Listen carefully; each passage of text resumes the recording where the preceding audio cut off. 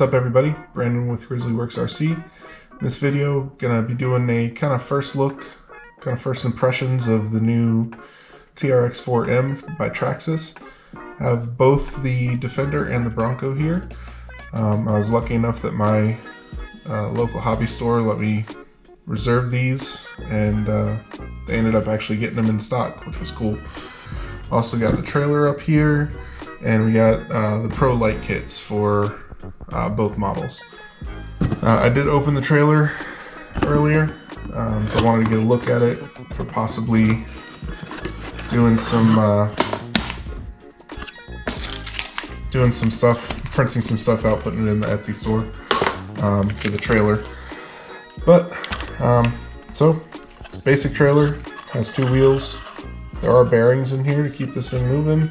Unfortunately, there's no way to prop it up, which would be nice to have something that kind of swings down and holds it up if you don't have it attached to the truck. But might be something to look at. It looks like the actual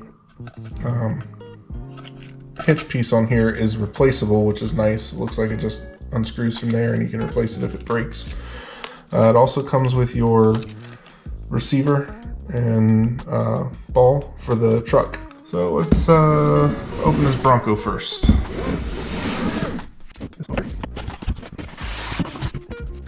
So in the box we have some instruction manual, some tools, some preload adjusters for the shocks. Oh, that was the other thing the trailer came with, is it comes with some preload adjustments for the shocks. So you can put those in the springs and make it a little stiffer for towing things. So yeah, we'll set that aside. Let's see. Got a charger here.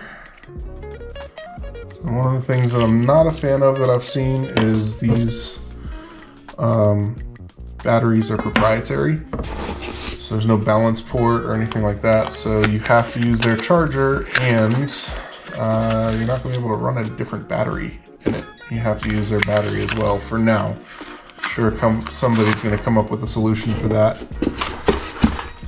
Comes with a 750 milliamp battery, 2 cell LiPo, only a 20C discharge though, so it would be nice to see a little bit higher discharge on there.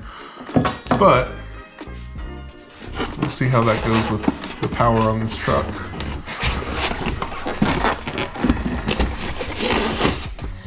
Got the transmitter here, very basic transmitter. You have a set button on there for binding, I'm assuming.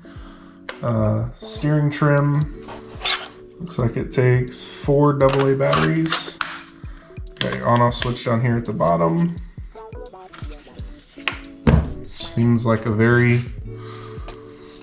kind of cheap feeling radio, but I'm sure it works fine. Actually, that truck has some weight to it. Did not expect it to have that much weight. Let's pull this plastic off of here. So for pulling these off, there are some clips down here underneath. And it pops the body right off of there. Take a look at the inside of that truck. I did end up getting the white Bronco because actually that was the only color that came in at my local hobby store.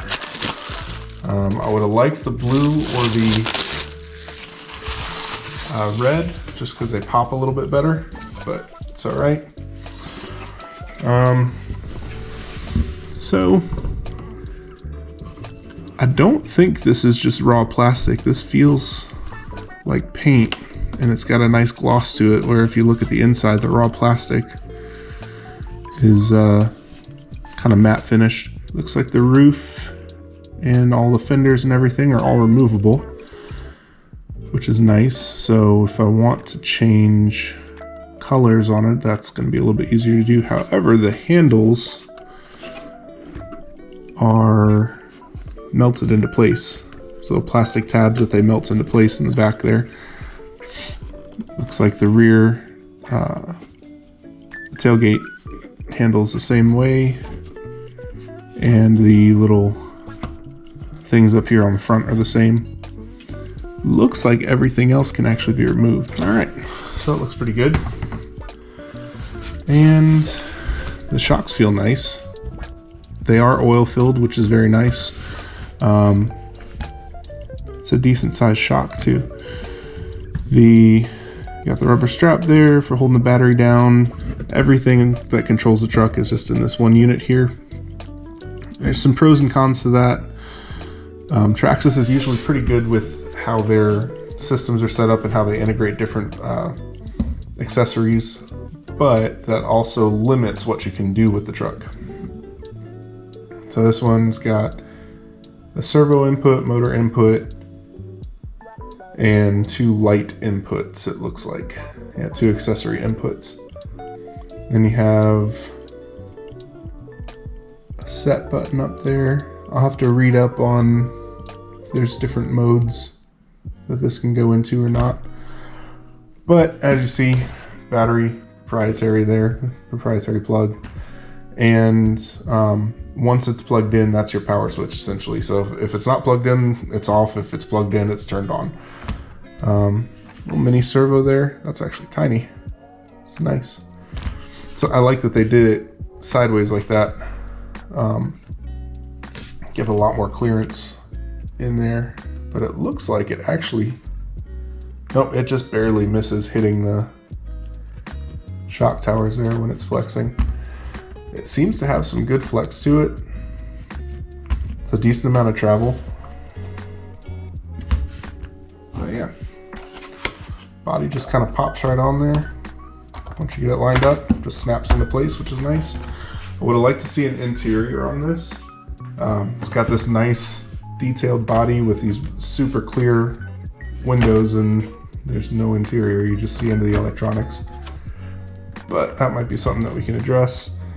As far as flexing, at full flex, it is rubbing in the front and the back. So we'll have to see if we can get some adjustment there as well, so that we're not getting any rubbing. Get this Defender out.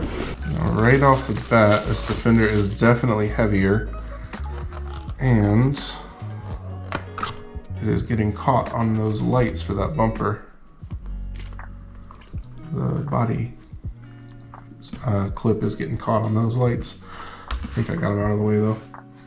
This Defender body is definitely heavier,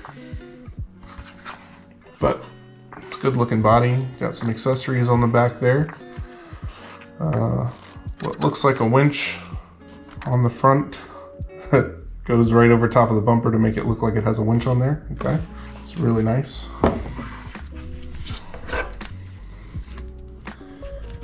Feels pretty much the same as far as, I don't think the springs are any heavier or lighter in the Defender versus the Bronco. The bumpers are definitely different on these two chassis. And it looks like they sit at the same height. Wheelbase looks actually different. It looks like the Bronco might be slightly shorter. I think it is. I think the Bronco's got a slightly shorter wheelbase. Let's see. If we try and put the Bronco on the Defender, what happens? So it definitely won't fit with that back bumper, and the body mount is in a different position. So you can't just swap bodies over, which that's fine. I know I saw a question about that earlier that somebody had of, can you just swap bodies? Like if you just bought the different bodies, could you just swap them over from one truck to another? But it looks like that is not going to be a possibility. All right, so got everything zeroed out. I will eventually be getting a corner weight scale, which would be nice so that I can see weight bias as well. But 462 grams for the Bronco and 483 grams for the Defender. So not a whole lot of difference, but when you pick it up, you can actually feel it. Definitely some good looking trucks.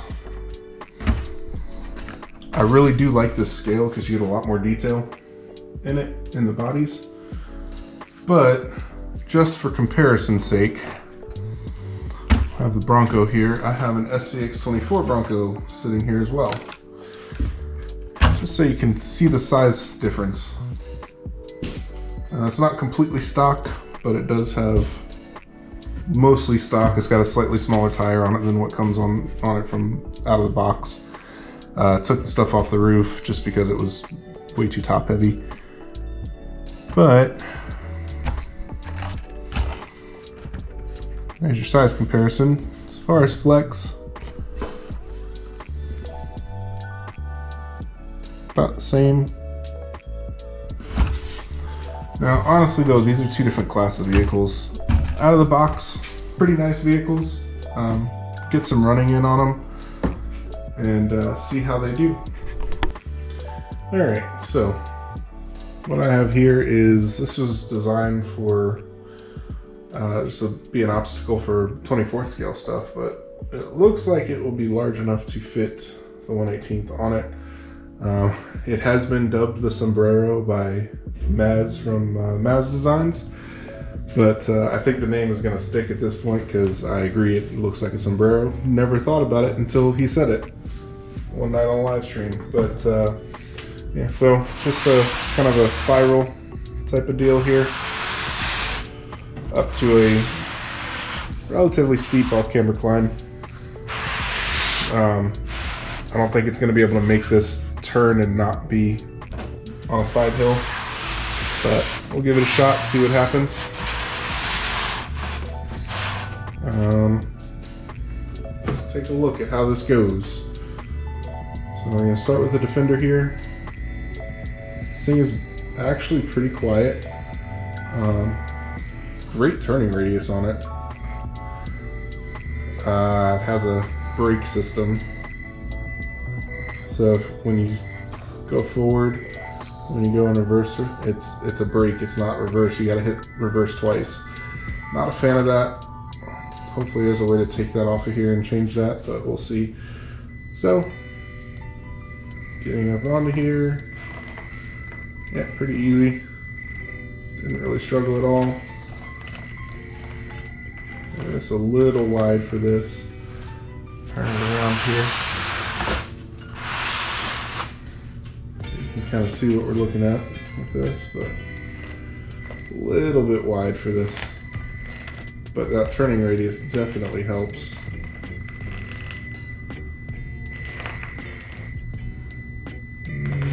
These tires are not the grippiest. It's sliding a little bit up that, but it makes it no problem. Honestly, that does better than just about any stock SCX24 that I've tried on here. Let's see if it can go up what some of the more built trucks can do. Oh yeah, no problem.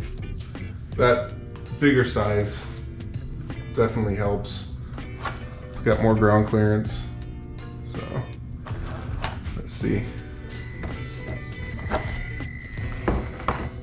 Yeah, high centered there, or not high centered, but just stuck there. Ooh.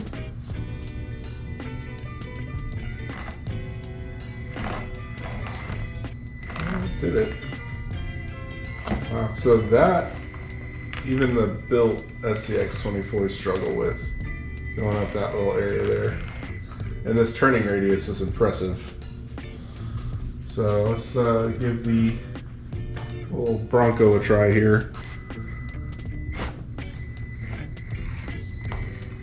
Okay, up onto there with no problem.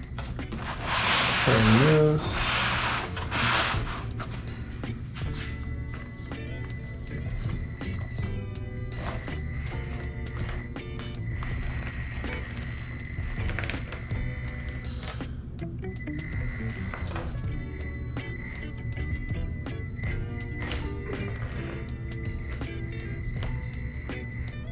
So the Bronco has the KM3, the BF Goodrich KM3 tires on there.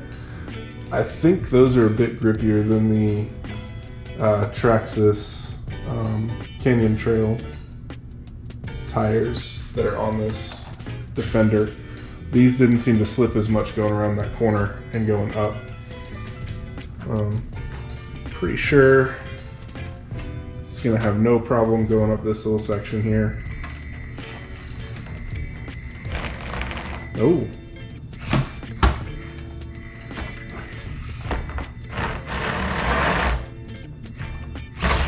Pop it. There you go. Had to find the grip. Yeah, no problem going up that stuff. Let's see, we'll do it sideways here too.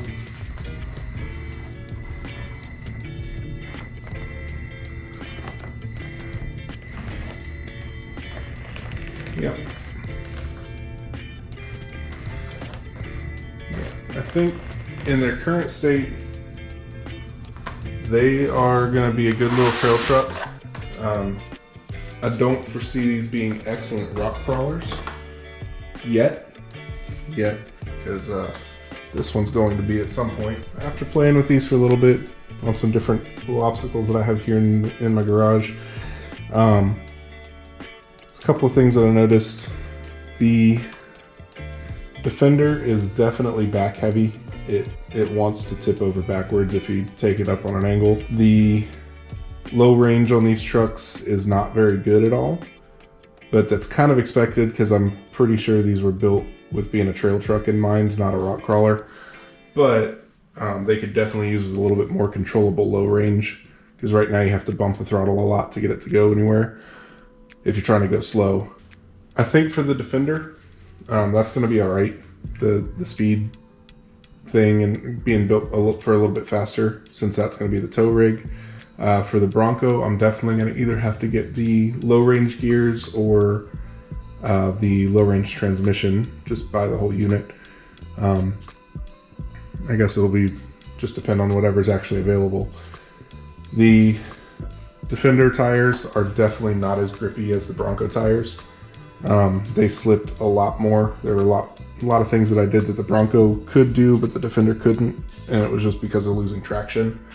On top of being back heavy and wanting to flip over backwards if it went too steep, which some of the stuff I was testing, even like stock SCX24s can handle it, which I know I keep comparing it to an SCX24 and this is a 1/18 scale. I kind of had my suspicions with that these were going to be good, but considering they're on the same size wheels and tires as what you get on a 24th scale, the performance is not a huge increase over what you can do with just changing out a couple of parts for a 24th scale. That said though, the pricing on these, it's hard to beat. $150 for either one of these, and you're looking at, if you wanted to build a comparable, say, SCX24, you are definitely going to be spending more than that after the upgrades that you'd have to make to it. You'd probably be closer to the $200+ range to get a comparable truck, depending on what you want to do with them. And one of the things that this can do that the SCX24 just can't do without a lot of modification is keep up with you on a trail. You could walk behind one of these with how it's geared now on a trail and be completely fine. They also have the high-speed gears and transmission, which you could swap out and it would be even faster, but you'd lose, I'm gonna guess you'd lose all of your low end at that point. And it wouldn't be good for crawling at all. It would just be for, walking on relatively flat trails. Overall, great little trucks. I'm excited to see what we can do with them, how much performance we can actually get out of them, and how realistic we can make these look, because this Defender looks really good. A couple things that would have been nice, it's just got stickers for the vents here. Having a plastic vent or even a cutout vent in there would have been nice to see, just to give it that extra little bit of detail. And interiors, I wish these had some interiors in them, because that would have made a huge difference in the way they look. Because overall everything else looks great on here. So something else I noticed on here is that when you fully compress the front suspension on both the Defender and the Bronco, probably not going to show up on camera, but your steering link actually hits your frame rail. And then in the back, the upper links actually hit the electronics tray. You do get full motion out of the suspension, or out of the shocks, but it is hitting there, which is interesting to see. But with that said, I guess it's not that big of a deal because you got pretty low ride height going there when you're fully compressed. And you really can't go any lower without cutting fenders out or changing the body completely. But thanks for watching, guys. Like, comment, subscribe if you like what you see. Definitely have some more videos coming out with the TRX4Ms.